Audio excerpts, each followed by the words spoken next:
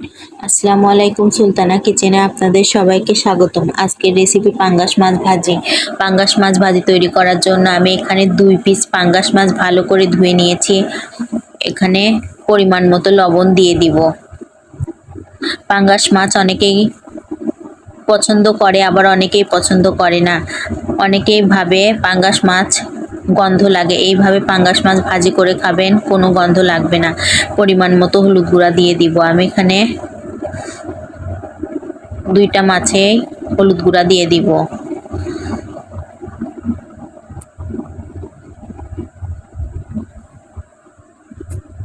পাঙ্গাস মাছে কাঁটা কম থাকায় ছোটরা অনেকেই পছন্দ করে। 2 চামচ মরিচের গুঁড়া দিয়ে দিব।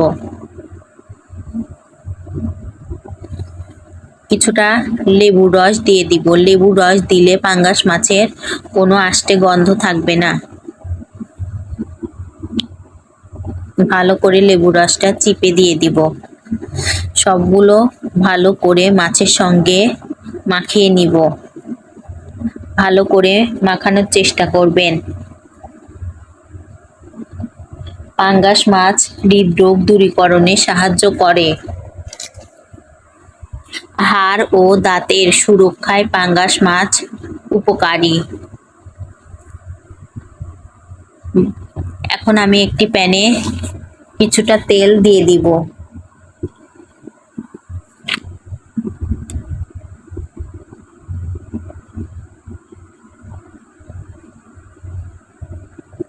তেলটা গরম হয়ে আসলে পাঙ্গাস মাছগুলো দিয়ে দিব।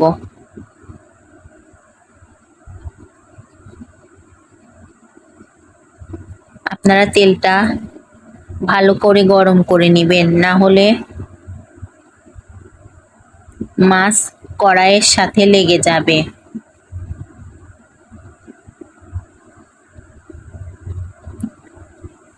পাঙ্গাস মাছ ক্ষতিকর কোলেস্টেরল কমাতেও সাহায্য করে। পাঙ্গাস মাছ ছোট থেকে বড় অনেকেই খেতে পছন্দ করে। এপিট ওপিট করে নেড়ে দিব।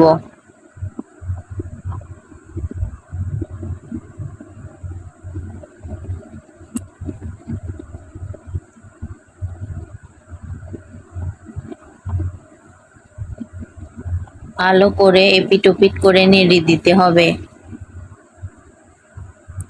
এটি বাজারে সহজেই পাওয়া যায় বলে নিম্ন মধ্যবিত্ত সকলেই খেতে পারে।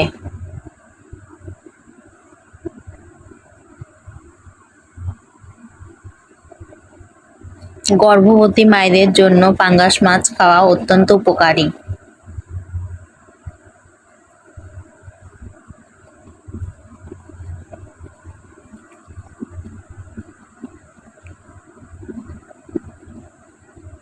ভালো করে এপিট ওপিট করে কয়েকবার করে নেড়ে দিতে হবে।